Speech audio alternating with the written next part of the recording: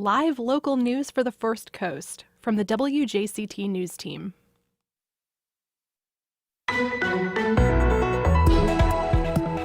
Anxiety on the first day of school. I'm Melissa Ross, and just ahead this hour on First Coast Connect, parents across the state join a state and a federal lawsuit pushing back against Governor DeSantis.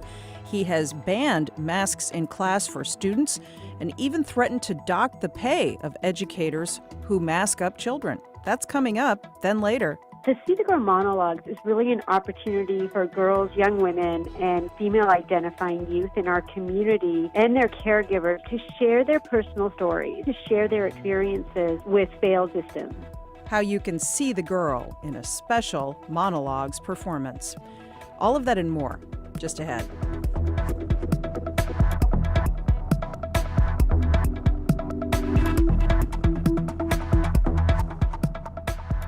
After the day's news.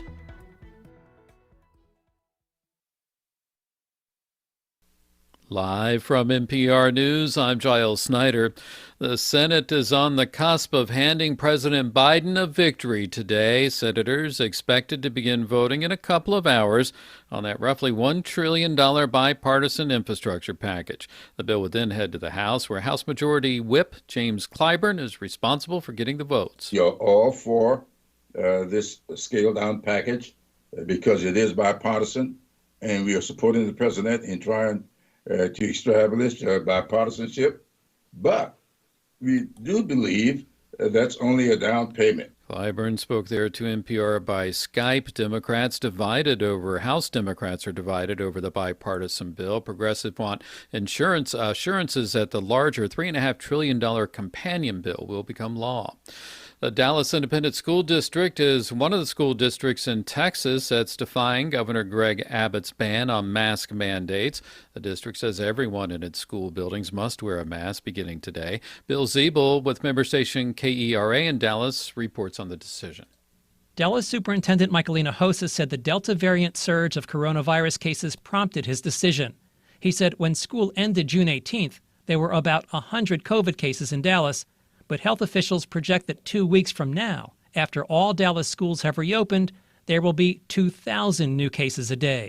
I feel now we're in an urgent crisis that despite whatever authority the governor has, he's responsible for the state of Texas. I'm responsible for Dallas ISD. The superintendent said he felt he had little choice. There's no state money for virtual classes like there was last school year, and he said the mask order would be temporary. I'm Bill Ziebel in Dallas. The school district in Austin has also announced that students and staff will be required to wear masks, and the Houston School District is waiting for the approval of its board. Governor Abbott's ban is also facing a legal challenge. A Dallas County judge filed a lawsuit on Monday. Hotlines between North and South Korea ringing unanswered in the north. NPR's Anthony Kuhn reports from Seoul. The hotlines were reconnected just 2 weeks ago after a more than year-long disconnect. North Korean government and military officials answered hotline calls Tuesday morning, but not in the afternoon. The reconnection followed an exchange of letters between the two Koreas' leaders and raised hopes of a thaw in inter-Korean ties. But Kim's sister, Kim Yo-jong, warned on Tuesday that if the U.S. and South Korea go ahead with planned joint military drills next week, the North would be forced to strengthen what she called its preemptive strike capabilities, in apparent reference to its nuclear weapons. She also called for the withdrawal of U.S. forces from the Korean peninsula. Kim Yo-jong has previously said that if they go ahead, the military exercises could put a halt to any improvement in ties between the two Koreas. Anthony Kuhn, NPR News, Seoul. This is NPR. And the time is now 4 minutes after 9. This is WJCT News 89.9 in Jacksonville. I'm Michelle Corum. The St. Johns County School Board is asking a federal appeals court to reconsider a ruling on a district policy banning a transgender student from using the boys' bathroom. WJCT News' Brendan Rivers has details. Drew Adams came out as transgender in 8th grade before enrolling at Nice High School in Ponte Vedra Beach. But Nice wouldn't let him use the boys' bathroom, forcing him to use a gender-neutral single stall or the girls' bathroom instead. A federal appeals court called the policy arbitrary and ruled that it violated equal protection rights. Adams has since graduated, but attorneys for the St. Johns County School Board last week asked for a rehearing, arguing that the court didn't address what it calls bathroom privacy issues. Brendan Rivers, WJCT News, 89.9. The Jacksonville City Council meets this afternoon at 1 o'clock in its capacity as the Community Redevelopment Agency Board, which oversees projects in 3 designated areas of the city. On the agenda is $500,000 for 3 projects. They are a grant program for businesses in the Kings Hotel Crossing area of northwest Jacksonville, an infrastructure project in the same area for better lighting to reduce crime, and the ongoing Art in Public Places project. Again, that's at 1 this afternoon. And right now, 81 degrees, partly cloudy in Jacksonville, small chance of storms later today, partly sunny near 90 degrees. Support for NPR comes from iDrive, providing cloud backup, full system backup, and on-site iDrive appliance to protect PCs, Macs, and servers from data loss due to crashes and ransomware at iDrive.com/NPR. And Americans for the Arts.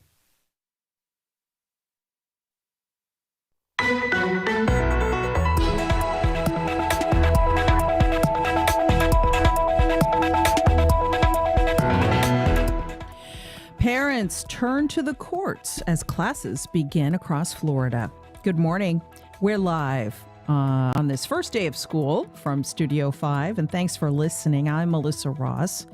Just ahead, why parents around the state are joining 2 separate lawsuits, fighting the governor on safety procedures for kids. 549-2937. Give us a call, everybody. Then later we'll tell you why some restaurants are bringing back mask requirements around town. But first, as I mentioned, it is the first day of school in Duval County. Parents and teachers are on edge as kids go back to class with the Delta variant of coronavirus raging through the region. Now, about 3.7% of Duval County public school parents signed a form opting their child out of wearing a mask this school term. Duval County, along with 6 other school districts around the state, is mandating masks for students. So several thousand kids are opting out. The rest will be masked up. The St. Johns County School Board is meeting as we speak under increasing pressure from parents and doctors in that district to do the same thing. But so far, St. John's is resisting a mask mandate. And more news to share this morning. There are now 2 lawsuits filed on behalf of Florida parents. One complaint is at the state level. The other is a federal complaint. Parents are suing the governor after his order to ban mask mandates in Florida public schools. Governor DeSantis is even threatening to dock the pay of school officials who defy him and require masks on campus. This morning, we're welcoming the attorneys behind both of these complaints on behalf of parents around the state, beginning with attorney Charles Gallagher of Gallagher and Associates law firm in St. Petersburg. Mr. Gallagher, good morning. Good morning. Thanks for having us. Good to have you. Also with us, attorney Stephanie Langer of the Disability Independence Group in Miami. Stephanie Langer, good to have you as well. Good morning. Good morning. And parents and everybody around the community listening, what are your questions about these lawsuits on this first day of school in Jacksonville? 549-2937. Give us a call. Emails to firstcoastconnect@wjct.org. Tweets to @MelissaInJax. In a moment, Stephanie, we'll talk about your complaint in federal court, and this is on behalf of students with disabilities on 504 and IEEP plans. That is in just a moment. But first, let's begin with Charles Gallagher. You filed a complaint at the state level going directly after the governor's executive order banning masks for students. Multiple plaintiffs from across the state have joined this action. Tell us about this lawsuit. Sure. So Friday night, we were able to file up in Leon Circuit Court. We make a number of attacks upon the governor's order. First and foremost, that it's unconstitutional under Florida's Constitution for 2 basic reasons. Number one, under the Florida Constitution, there is a safe schools entitlement. Those in schools and public schools in Florida have the right to be in a safe place, in a safe school, and we believe that the order infringes upon those rights of students, putting them in peril, and not just prospective risk, but actual peril on first day of school they walk in there. The second argument has to do with a little more nuanced government issue and the idea of home rule. So under the Florida Constitution, there's an entitlement for individual school boards and those elected as representatives of those school boards to be responsible for the oversight and management of their school districts. And this order divests all 67 counties' school boards of that right, imposing a one-size-fits-all approach that doesn't take into account the issues for each and every school board in the state of Florida. So it's a home rule issue where these different districts are entitled to govern themselves the way they see fit pursuant to the electorate in those various districts. By our count, Charles Gallagher, 7 districts so far are implementing mask mandates for students of some kind or another. Duval County, Alachua County, Broward and Palm Beach counties, Orange and Hillsborough counties, Lee County, Leon County. I think it's up to 8 counties now, actually. Now, the governor has said he will dock the pay of school officials that defy him on this. Some of those officials around the state have already put out statements saying, go ahead, dock our pay. We're going to continue with this because we think it's the safest route for kids. What about the governor's threat to pull the paychecks of school officials? There is no legal support for that. The idea that there can be a fiat to all districts to act a certain way by the governor, and if you don't do that, we're going to take your pay, is not supported by Florida law. So you'd have additional litigation, I believe, ensue if there was $1 taken from each school district or any school district administrator out there. I just don't see any support for that under Florida law, and I think that's universally held among attorneys who've spoken on that issue. It's 549-2937 as we learn more this morning about 2 different lawsuits on behalf of Florida parents as school begins around the state, a state lawsuit and a federal complaint. Let's turn now to attorney Stephanie Langer. You are with the Disability Independence Group in Miami. Your firm has filed in federal court on behalf of Florida students with disabilities. Tell us about this complaint. So good morning again, and thank you for having us. So our complaint is asking that the governor's mandate and executive order, or refusal to allow mandates in his executive order, is interfering with the districts from complying with federal protections that exist for students with disabilities. And so we are also asking for the governor to move out of the way so the districts can do what they need to do to protect all their students. Students with disabilities have extra protections, and they have the right to be integrated with their peers, and this is preventing students from returning to school safely. Can you talk a little bit about why kids on a 504 plan or an IEP plan, kids with different kinds of disabilities, in your estimation, are at more risk? So a lot of kids who have disabilities have underlying health conditions such as asthma, or they're more susceptible to lung infections. And when they get sick normally, they'll end up being much more sick than other children, or they'll end up needing to be hospitalized. And so with COVID and the type of virus that it is, any kids that have any kind of respiratory weakness are impacted more. The concern is greater for those children getting severely sick or hospitalized, or even facing death if they get the COVID-19 virus. And so that is why we are seeking to protect children with disabilities, because if we protect our most vulnerable children, we will make it safe for all kids to return to school. And so let me ask you, Stephanie, what I asked the other attorney we have this morning, Charles Gallagher. What about the governor doubling down on this? Florida has about 7% of the national population, but we have 1 in 5 COVID cases. We are the national epicenter for this disease right now.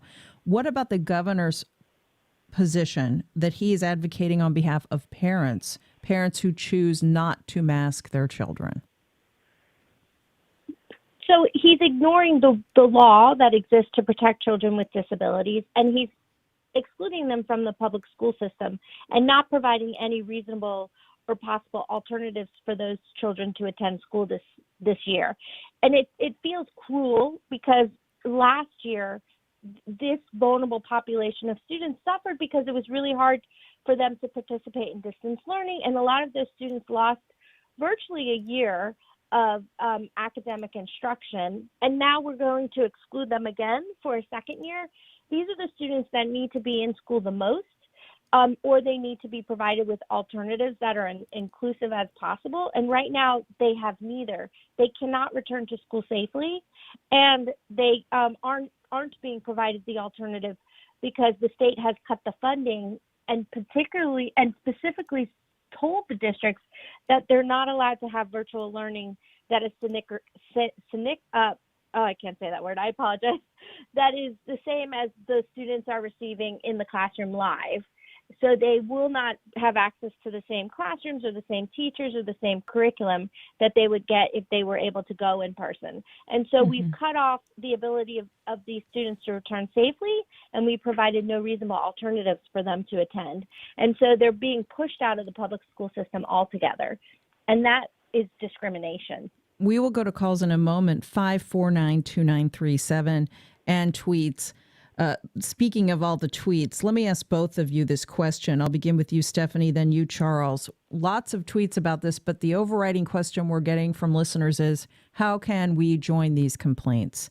Stephanie, let's begin with the federal complaint on behalf of kids with disabilities. Is this a class action? Can more parents join it? It is not a class action, but yes, more parents can join it. They just need to call our office, 305-669-2822, and we will be amending our complaint to include any parents who have students with disabilities with an IEP or a 504 plan who are interested in joining. Okay. We think it's important for the government and the school districts to know how important this issue is for these families who've been struggling for the last year and months. We'll repeat that information in a moment. Charles Gallagher, are parents eligible to join your complaint that's being filed in state court? So our goal is really laser speed, and amending would add time to the process. So we have our plaintiffs set, and we're not amending our complaint to join any individual plaintiffs. However, the relief that we seek in our suit will necessarily benefit all of the school-going public within Florida. Our relief we're requesting is to have the executive order stricken as it's unconstitutional. 549-2937 as we speak with two different attorneys this morning on the show from two different parts of the state. There are two different lawsuits moving now on behalf of parents and kids, pushing back against the governor's ban on mask mandates for students in Florida schools. This as classes begin today in Duval County, and there's a protest outside the school board meeting right now in St. Johns County over all of this. 549-2937. Javon is calling from Tampa. Hi, Javon. How are you? I'm doing well. I literally just dropped off my 8th graders for the first day of school down here. And Ron DeSantis doesn't speak for me. He doesn't speak for the teachers that need to be protected. A mask mandate is a basic protection that will keep people alive. And I would encourage everybody to join in. If you have students who need additional protections, I'm going to be writing to my school district and to the governor's office to say that he needs to back off and let the school districts do their job and protect the students and protect teachers with some basic health and safety measures like a mask mandate. And Javon, are you in Hillsborough County? I am. Isn't there a mandate? Isn't there a mandate in that county? Or correct me if I'm wrong. Yeah. Yes, so far as I know there is, but my daughter went to school with a mask on this morning. You know, mandate or not, we're doing everything we can to protect our family. All right, thanks for that call. Charles Gallagher, I believe you are also in Hillsborough County. And so, let me ask you, Charles, what's your message to parents out there who are really resisting these kinds of mandates for their kids? They don't believe the science that shows that universal mask wearing really limits the transmission of this virus. They are arguing they should have the choice not to mask their child. Some districts are providing them with opt-out forms as being done here in Duval County. What's your message to those parents? There are two main points to that. Number one is the opportunity cost of having mandatory masks in schools is that of inconvenience for students and parents. The opportunity cost of allowing optional masks for students is going to be sick and ill and dying children as a result of Delta. And that leads into the second point is Delta is different. Last year we had only the Alpha variant to deal with, and we were a great beneficiary of not having kids be too terribly sick from Alpha. Now many kids were sick, many kids died, many kids had horrible health consequences as a result of Alpha, but Delta is different. Distilling it down to one small phrase, Delta's viral load is over 1,000. What Alpha was. We have increased transmissibility on the same line of chickenpox, which is probably the most transmissible disease that we've had in current history. So the idea that last year's numbers, last year's data, last year's stats might be a harbinger for this year, no way, no how. Delta's different.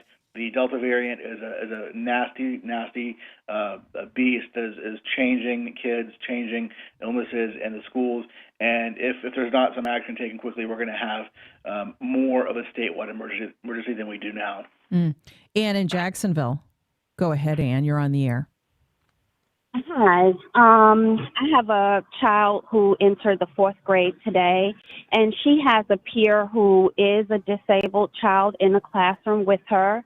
We are trying to promote the use of masks as well as HEPA filters in the classrooms. We're in Duval County. Mm-hmm. We didn't want to lose our choice in our magnet school, which is a wonderful school that has the philosophy of care for self and care for others. I just wanted to say, as a parent, I thank both of you all who are there representing us and our voice and our children and trying to protect our children. It felt like intent to harm. And that's just what I want to say about it as a person who has looked at the science, been told by the pediatricians what is safe, what is not safe, the CDC. This looks like intent to harm, and especially knowing that 85% of the pediatric cases that do result in more harm to the child do exist among the Black and brown communities. It feels like intent to harm from our governor, and I thank you both for your voices and for what you're doing to try to help. Thanks for the call. And Stephanie Langer with Disability Independence Group in Miami. You are advocating in particular on behalf of students with disabilities, students who are especially vulnerable, and for students under the age of 12, especially who are not eligible to be vaccinated. We've heard mostly from those parents, Stephanie, parents of younger children who aren't eligible to be vaccinated, parents of kids who have some sort of disability or are immunocompromised in some way. Though that's the group of kids I think that there's the most concern about right now. Yeah, I couldn't agree more. And the mask mandates, when they have an opt-out, aren't really mask mandates. It's just an illusion of a mask mandate. And if enough people opt out, then there is no mask mandate. So the school districts that have created these opt-outs really aren't doing anything to protect our most vulnerable students. And it's like saying that there's a pee section in a pool and a non-pee section in a pool. If somebody pees in the pool, I think everyone can visualize that. Yeah. Yeah, Charles Gallagher, let me ask you about that, because the governor is now saying, hey, I'm going to dock the pay of a school superintendent that defies me on this. The superintendent in Tallahassee, a guy named Rocky Hanna, said, fine, dock my pay, take my salary away. I'm going to do what I think is best to protect the student body. There are some superintendents who are trying to hedge their bets, in other words, as Stephanie said. They've given parents an opt-out so as to not get on the wrong side of the DeSantis administration. As an attorney, how do you see that playing out? So first, from an equity standpoint, there are some heroes being created right now, folks that are standing tall in the face of these threats. And you have doubling down, and you have what's been done now is saying we're going to dock your salary, dock your pay. That's to a new level. I just don't see any legal support, any trial court in Florida saying, yes, we're okay with you enacting this executive order, by fiat across the state. Oh, and by the way, when you go ahead and enforce this, which there's no legal basis to enforce it, against teachers and against those in leadership and school county board commissioners who are defying you, you dock their pay, take their money. That's similarly not supported by the law. So at the end of the day, saying something and doing something and then having it executed in practice are far different things. I just don't see you're going to have any kind of support from a trial judge in Florida that there's a right to go ahead and dock pay of these individuals who are truly standing tall for the students, for the health of their environment. And I agree with Stephanie. The idea of having this commingled space of masked and non-masked among these under 12s who don't qualify for vaccinations is the same thing as having a fully unmasked scenario. Yes, you're having some folks with masks, but when you have this commingled crowd with Delta and without the vaccinations for the 12-year-olds and under, it's a recipe for disaster. 549-2937. Ingrid in Clay County. Hi, Ingrid. How are you? Go ahead. Hi, how are you? Great. Thank you for talking with me. I have 3 children in my family, and they are not going to go this year to school because we're not being provided. They have IEPs, they have asthma, and the entire family decided we're not sending them to school. Only one is vaccinated, but he suffers from asthma as well. So I believe that Governor DeSantis he could kill our children. And what is he going to do when that happens? I don't understand why he's being so uncaring and he's not taking care of our children, my family. So I'm not going to do whatever he wants to do because I believe in masks. We wash our hands. We do everything. We follow all the rules. And now he doesn't want our children to be healthy. I do not understand that. And will your children be in virtual school? Is that what you're choosing this year? There's not even offering that. They're not offering it. That Yeah. this year. No. What are you going to do? I'm thinking homeschooling because we are boycotting this thing that he's doing. If he actually said, let them mask up, let them have a little bit of safety, we will be a little bit like, okay, he cares. We can send our children.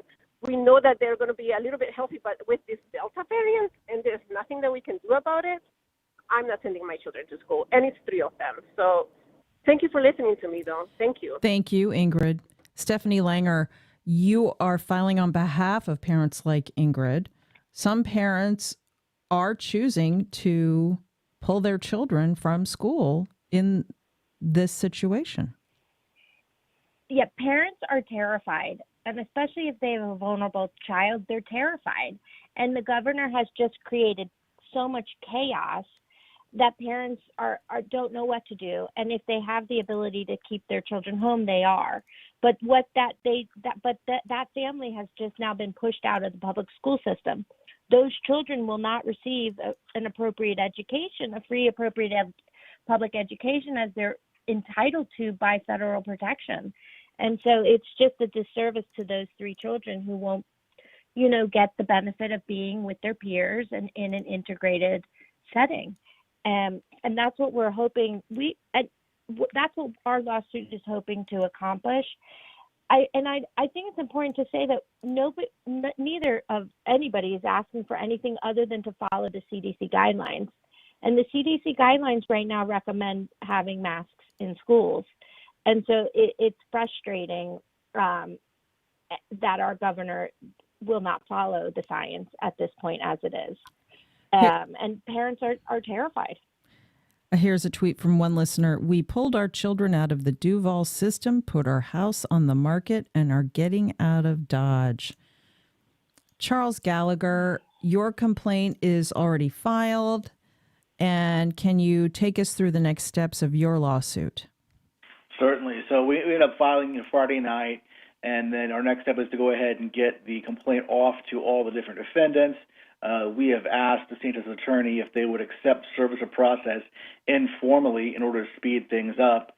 In spite of that, our process servers are already on the way to effect service of process. In spite of all that, on yesterday, we received word from the trial judge that there would be an emergency evidentiary hearing at 2:30 on Friday, this Friday. So we'll have some quick opportunities to go ahead and brief the court on the issues that we see and present our arguments and present our testimony on issues that we want to have the court consider in this injunction request. This injunction request is meant to strike that EO down right now and have the status quo maintained without the executive order. So theoretically, you could be granted an injunction this Friday, essentially invalidating the governor's executive order. Is that right? In a temporary fashion, in sure. a temporary there could fashion. be an order that's entered that removes its effect and strikes it temporarily for later, more robust litigation on the merits. But again, freezing things as if there's no executive order for that pendency of that time frame during the fight.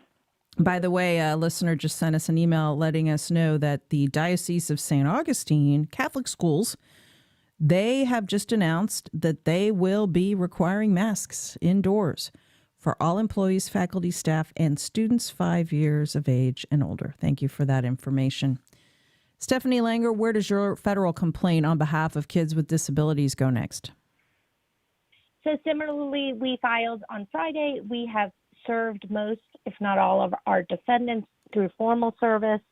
And now we have also filed for an emergency injunction to remove the executive order, which we believe is a barrier so school districts aren't able to make those decisions locally of what they need to do for their student population. So we are hoping to also get a hearing date on our emergency injunction motion, but to date we have not. So that's what we're waiting for the federal courts to act. And again, for parents of children with disabilities who would like to join the federal complaint, how can they do that?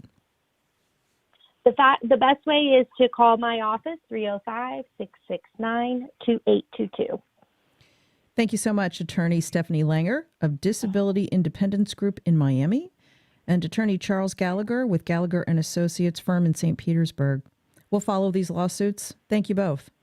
Thanks for having us. Thank you so much.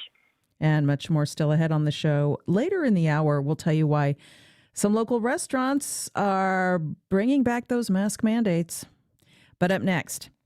The See the Girl Monologues is really an opportunity for girls, young women, and female-identifying youth in our community and their caregivers to share their personal stories, to share their experiences with failed systems. How you can see the girl in a special performance of new monologues. That's coming up.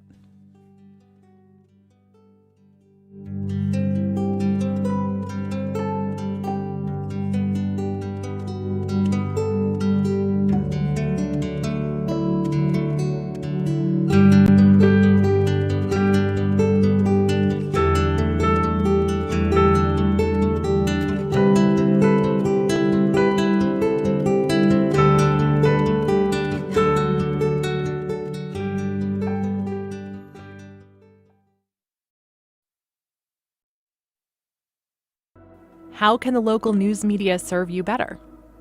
Hi, this is WJCT Editorial Director Jessica Palumbo, and we want to hear what topics interest you, when you'd like to read about them, and how you might want to lend your voice to the stories that your neighbors read. Help us shape the newsletter that we are creating for you. Take our quick survey now at wjct.org/survey. And thanks. The Jacksonville Music Experience from WJCT Public Media is your ticket to the local scene. Music reviews, curated playlists, music history, concert recommendations, profiles of local artists, and more. Turn your ear on the beautiful noise emerging from Northeast Florida and learn more about the local artist whose music is reverberating across the country. Visit jaxmusic.org to play it local and play it loud.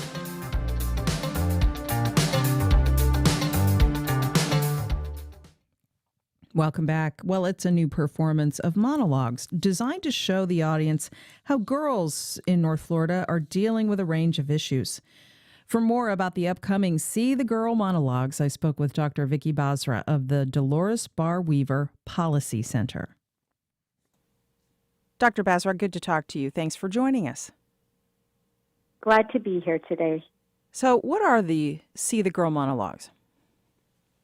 Well, the See the Girl monologues is really an opportunity for girls, young women, and female-identifying youth in our community and their caregivers to share their personal stories and really to share their experiences with failed systems so that we can really impact change in our community by raising awareness through these stories and the sharing of these stories. And the vision of this project is really to bring this group of individuals together who have specific lived experiences, maybe, in the judicial system, school system, child welfare system, victims of human trafficking, basically have any kind of lived experience where they've been failed by a system or a policy in our community, and have them join a story circle, which will be led by Yvette Angelique Hayter Adams, where they will write their stories into a monologue format.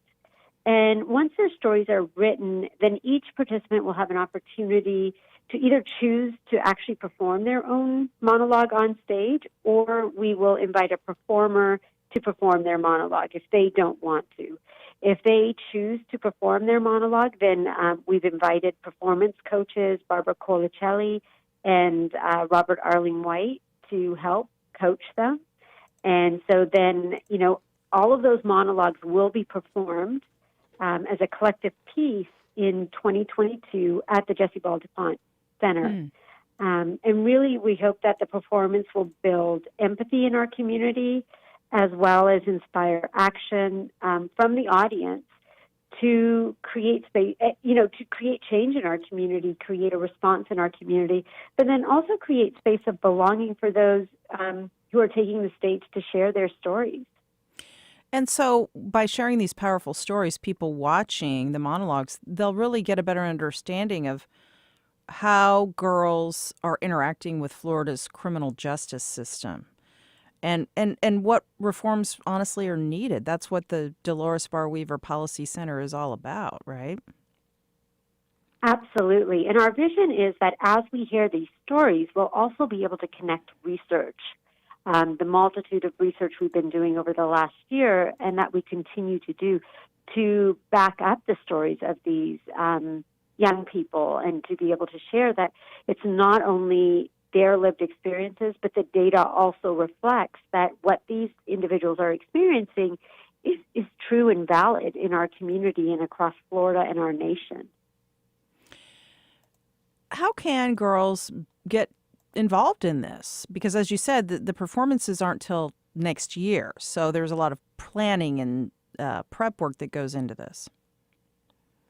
Absolutely. So at the present time, we're looking for about 12 to 15 girls, young women, female-identifying youth over the age of 12, and their guardians. So we are looking for pairs, if a mom and daughter want to do it together, who are really interested in using their lived experiences to change minds, create new ideas, and who want to share their personal journeys to change laws and policies in our state. And they can find out additional information by going on our website and registering there. All right, at seethegirl.org. Check it out. Dr. Vicky Basra with the Dolores Barr Weaver Policy Center. Thanks so much for being with us. I appreciate it. Thank you for having us.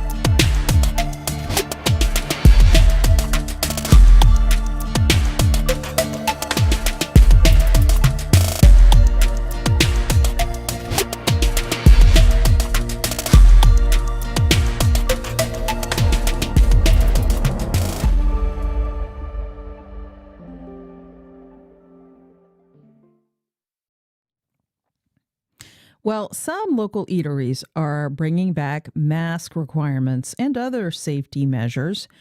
And this is due to this surge of COVID cases and hospitalizations in our area right now. One such restaurant is one of my personal favorites, 1748 Bakehouse in Springfield. Allison Dorizio is baker and co-owner at 1748. She's on the line. Hey, Allison, good morning. Good morning, Melissa. Good to talk to you. So tell us tell us what you're doing at 1748 Bakehouse right now. Well, we have brought back a in-house mandatory mask policy. So unless you're physically sitting at your table, eating or drinking, we ask that you wear your mask. This includes going to the restroom, coming back up to the register, or even getting up to leave. Mm-hmm. And you're saying you're doing this to do your part to keep people safe. Are people complying? Yes, overwhelmingly, absolutely. Most people, to be honest, who come in and don't have a mask on, because that always puts us a bit on edge right at the beginning, are simply, they've gotten out of the habit of it. So they're like, oh, I have one in my car, I have one in my purse, just a moment. And in that case, we don't make them go back to their car because we are urban parking. We have some at the desk that we, at the register, that we give them. And let me give a shout out to some other restaurants that are also bringing back mask requirements. El Jefe, Blue Bamboo, The Bearded Pig, Bono's, Prati Italia, and Town Hall, and others. What about the argument that once you take your mask off to eat, you've essentially negated any good you did wearing your mask the rest of the time? What do you think about that? Well, that is an argument, but that's not science. So what the science tells us is that if you're in front of someone or directly adjacent to them, either to the side or face to face, when they're speaking, their particles come out of their mouth. The spit comes out of your mouth, whether you like it or not. Heavy breathing, coughing, all of those things show that a face to face is much more dangerous than us standing, handing the food, and walking away. My staff is also masked the whole time, but there's a much higher risk of contracting it when you are face-to-face speaking to somebody. Throughout this whole pandemic, have you had staffers get sick at any point? Fortunately, we've had no current staff sick. We do have a very dear sweet baker that was with us for about a year and a half. I'm sorry, not quite that long, about a year. He is actually currently in the hospital on a ventilator. Wow. So it's come very close to home. Oh, wow. I'm so sorry to hear that. That gives you an idea of how serious this is. As we speak with Allison Dorizio, baker and co-owner at 1748 Bakehouse in Springfield. She's a restaurant owner bringing back mask requirements because our hospitals are full of unvaccinated patients, including some children. And so what's your message to those who are really hostile to this, Allison, and they insist on going maskless and they don't like being told that they have to mask up when they go into a business? We understand that not everybody is going to believe what we believe, but we feel like it's a very, very small ask for a huge outcome. And if they make the decision that they don't want to wear a mask, we have given them several options. They can do a call-in. We can bring it to the curb. They can prepay. We can take our mobile Square payment system out to them, but we do not allow them to stay in the shop. We thank them for their business, and we kindly ask them to leave. Would you prefer that the mayor or some other authority bring back a mandate? Do you feel this puts more onus on you as a business owner? 100%. I think what it does is I had a conversation with my new front of the house manager, and I said, before we decided to go back to mandatory, I said, are you prepared to deal with this? Because I do not want our part-time staff, our younger staff, being berated, because that unfortunately does happen. We've had people rip their masks off and throw them at us, open the front door, throw their masks inside, tell us how, ignorant we are. So I don't want the few and far between, obviously, of those interactions to happen with our hourly staff. I think they have enough, everybody has enough stress in their life. They don't need to deal with someone's temper tantrum. Mm-hmm. You know, I think the people that have been under the most stress through this whole time are healthcare workers, but right behind them, Agreed. Right behind them, I would put business owners like you, restaurant owners. What's been the toughest thing for you as a small business owner and a restaurateur throughout this whole pandemic?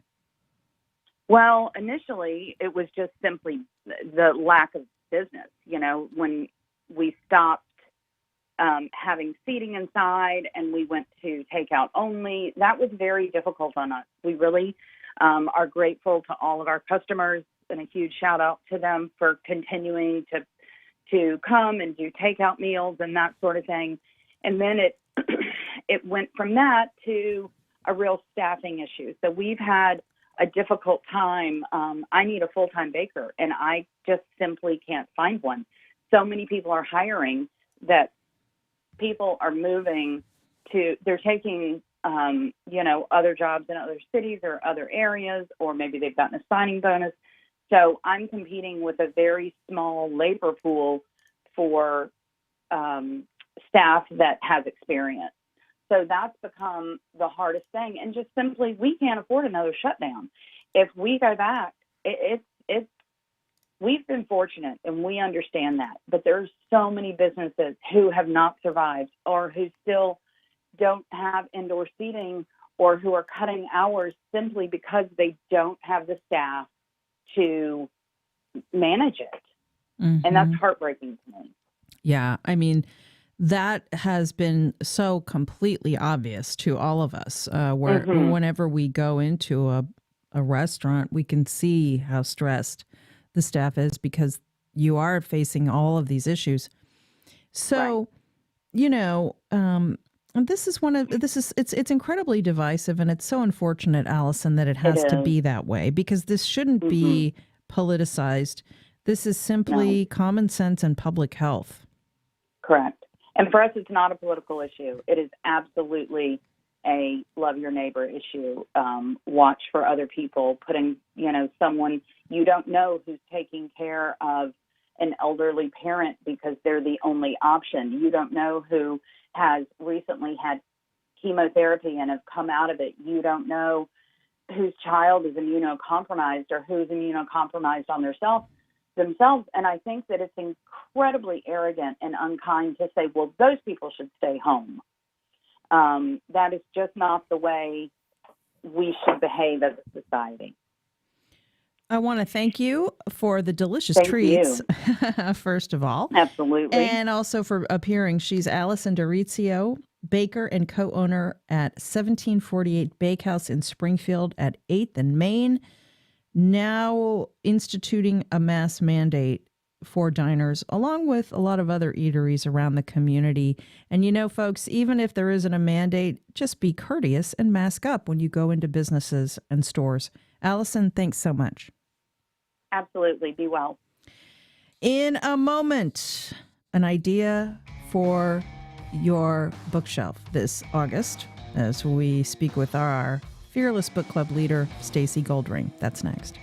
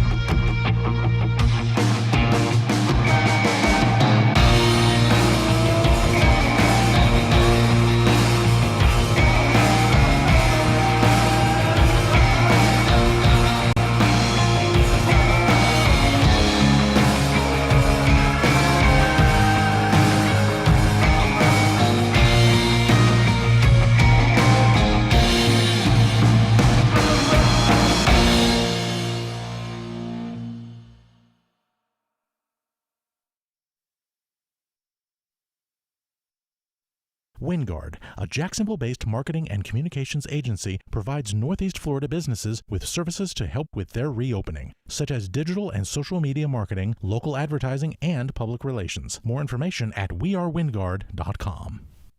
Ascension St. Vincent's. CARE is listening and delivering personalized plans from a team of specialists dedicated to providing the latest technology and treatment at every step. Information and appointments at getjaxhealthcare.com. Observant Muslim women in Turkey are fully covered when they're out in public, and for some of them, their hijab is a fashion statement. Because for us as a hijabis, it's the only thing that is showing. Now stores in Istanbul are selling fashionable hijabs in bright colors with breathable fabrics and chic designs. The rising popularity of modest fashions on the world. This afternoon at 3, here on WJCT News 89.9. I'm Scott Tong. The EU is planning to charge a carbon border tax. It might spur other countries to do the same in an effort to cut carbon emissions. Economists want a global, worldwide program to reduce carbon emissions, not just programs targeted at specific countries. That's next time on Here and Now. Today at 2 on WJCT News 89.9.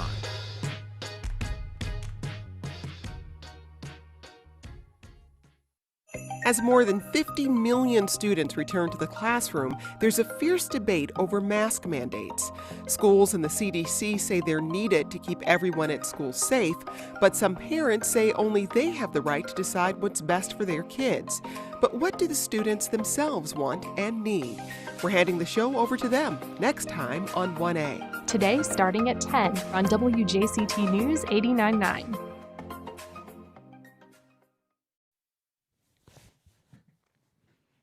Welcome back. Well, if you're still looking for an end of summer read, we've got an idea from our fearless leader, Stacy Goldring. Her pick this month, a book about the famed designer of Central Park in New York.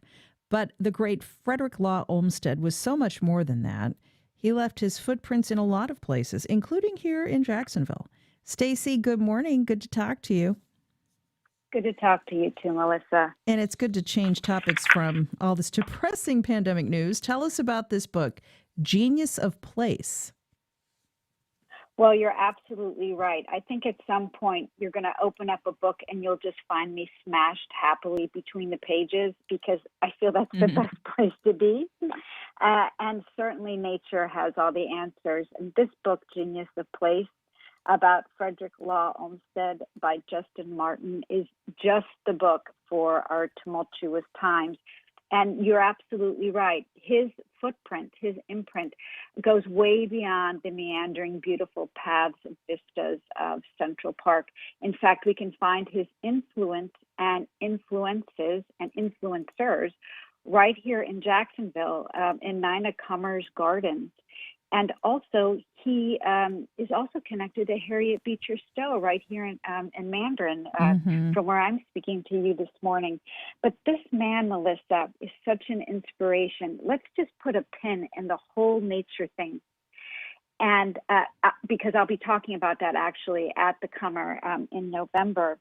But this is a man who was willing to throw everything at the wall and see what would stick. He tried all types of work. He flunked out of college. He sailed to China. It was a complete disaster. He tried to be like his brother. That didn't work. He tried farming. He tried everything. And, you know, you could look at it through the lens of, man, I've just made all these mistakes. I am never going to get my act together. Or, like Olmsted, he just tried all types of things, and I'm sure you can relate to this.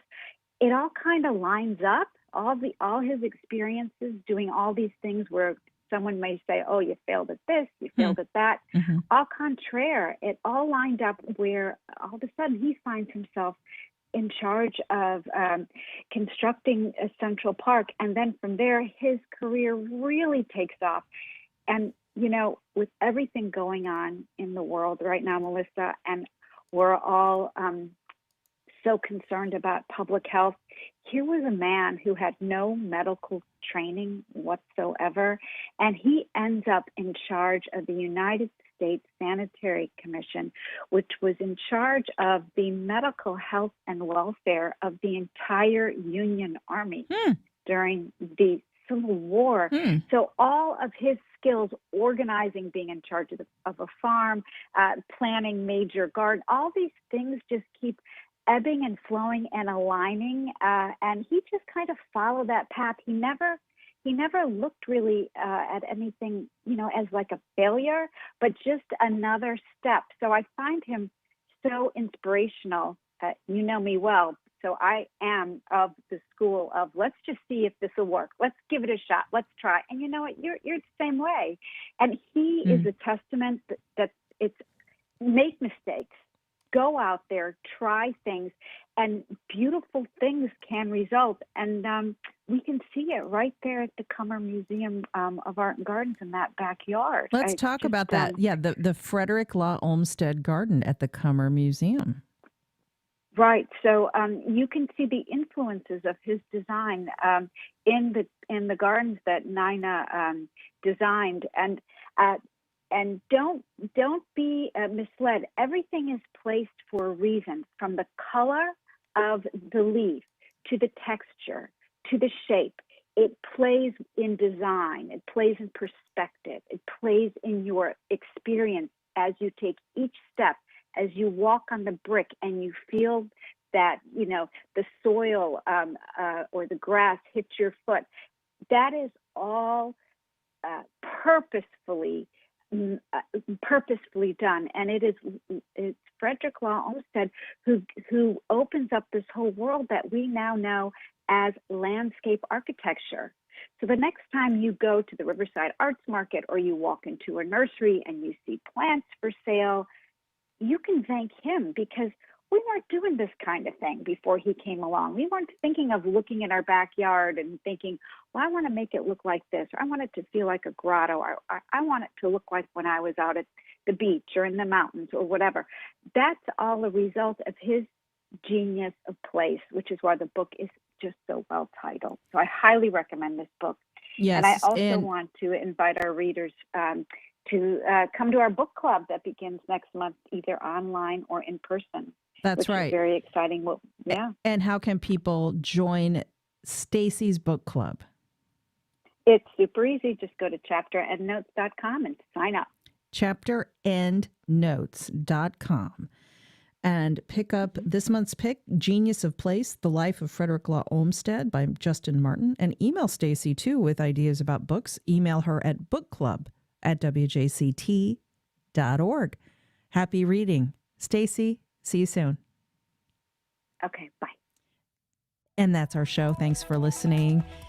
Thanks also to producer Heather Schatz, director Josh Torres, associate producer Catherine Hobbs, editorial director Jessica Palumbo, and digital editor Bill Bortsfield, along with the entire WJCT News team. I'm Melissa Ross. Thanks so much for being with us, and catch our podcast up later today on all platforms. We'll be back here again at 9 a.m. tomorrow. Mask up.